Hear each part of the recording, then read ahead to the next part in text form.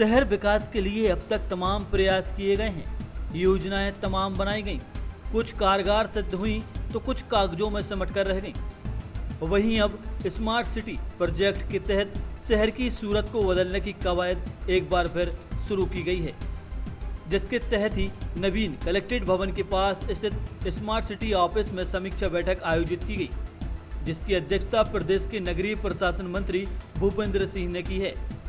बैठक के दौरान सागर शहर से संबंधित मामलों पर चर्चा की गई। बैठक के दौरान नगरीय प्रशासन मंत्री भूपेंद्र सिंह ने कहा कि केंद्र सरकार द्वारा सागर को स्मार्ट सिटी प्रोजेक्ट में शामिल किया गया है और केंद्र सरकार ने सागर को 1000 करोड़ रुपए दिए हैं।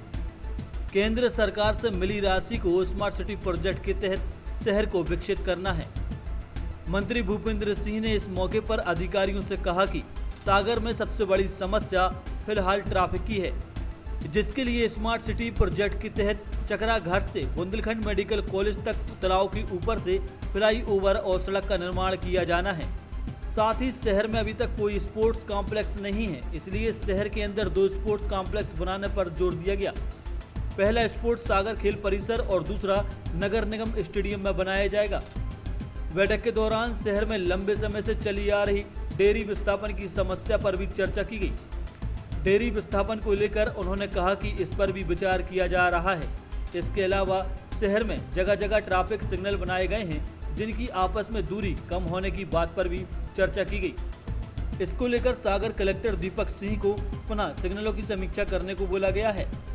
स्मार्ट सिटी प्रोजेक्ट पर हुई बैठक के संबंध में नगरीय प्रशासन मंत्री भूपेंद्र सिंह ने मीडिया को जानकारी देते हुए कहा कि सागर स्मार्ट सिटी भारत सरकार ने, माननीय मोदी जी ने सागर के लिए स्वीकृत की है और स्मार्ट सिटी का एक पूरा प्लान, कंसेप्ट प्लान बना हुआ है, उसको हम लोगों ने देखा है और उसमें जो हम लोगों की प्राथमिकताएं हैं, विशेष रूप से अगर देखें तो सागर के अंदर जो चकरा घाट से लेकर मेडिकल कॉलेज तक के बीच में जो ट्रैफिक की समस्या है, वहाँ पर तालाब के किनारे जहाँ रोड बन सकता है वहाँ रोड, जहाँ फ्लाईओवर बन सकता है वहाँ पर फ्लाईओवर बनाने के प्रोजेक्ट बनाने के निर्देश हम लोगों ने दिए हैं।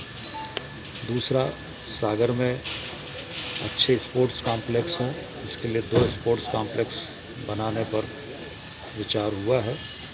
एक गवर्नमेंट स्कूल के मैदान की जो जगह है वो, और दूसरा जो नगर निगम का स्टेडियम है वो, दोनों को मिलाकर इसका एक कॉम्पैक्ट प्लान बनाने का चर्चा हुई है। एक आदर्श रोड या एक स्मार्ट रोड जिसको कह सकते हैं, वो पहले से प्रस्तावित है।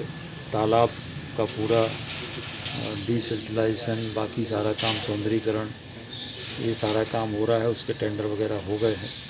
ये देखिए अभी शुरुआत है और शुरुआत में काम हुए हैं।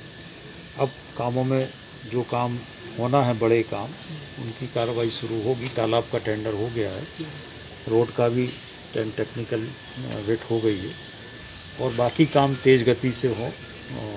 इसमें अभी वर्तमान में 1000 करोड़ रुपए का फंड भारत सरकार ने और राज्य सरकार ने मिलकर स्वीकृत किया है और इसके काम जल्दी हो, फिर आगे और जो पैसे की आवश्यकता होगी वो हम लोग व्यवस्था करेंगे।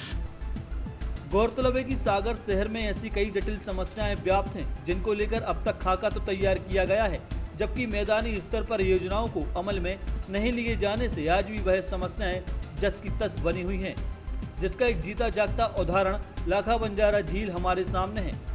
झील संरक्षण के नाम पर शासन प्रशासन स्तर पर कितना काम हुआ है, यह जग जाहिर है। वहीं अब स्मार्ट सिटी प्रोजेक्ट के तहत तालाब में फ्लाईओवर और सड़क निर्माण को लेकर एक बार फिर योजना को लागू किया गया है। बहरहाल अब देखना होगा कि इस बार जिन योजनाओं पर फोकस कर शहर विकास की नींव रखी गई है, वह आने वाले समय में कितनी कारगर साबित होती है। श्री श्यामनगर सदर बाजार झांसी बस स्टैंड से मात्र 3 किलोमीटर दूर धामानी रोड कुराड़ी में आवासीय प्लाट उपलब्ध मात्र 200 रुपए वर्ग फुट में। श्री श्यामनगर में हर साइज के प्लाट उपलब्ध हैं। श्री श्यामनगर में उपलब्ध प्लाट में आपको मिलेगी है तमाम विशेष सुविधाएं। Shri Shyamnagar main gate, diversion, 24 foot चौड़ी सड़क के साथ ही पानी निकासी के लिए पक्की नाली, बिजली व्यवस्था, धार्मिक स्थल, पानी के लिए 2 कुएं और 2 बोर के साथ ही नल कनेक्शन भी यहाँ मिलेगा। फिर देर किस बात की, आज ही श्री श्याम नगर में पधारिए और अपनी पसंद का प्लाट खरीदिए। संपर्क करें मुकुल यादव, मोबाइल नंबर 6263967578, देवेंद्र यादव 9098846948।